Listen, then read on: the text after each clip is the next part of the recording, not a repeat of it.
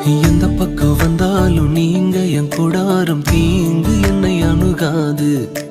துர்ச்சன பிரவாகம் சூழ்ந்திட நின்றாலும் துளியும் என்னை நெருங்காது. சிறு வெள்ளாட்டு கிடை போல் கிடந்தே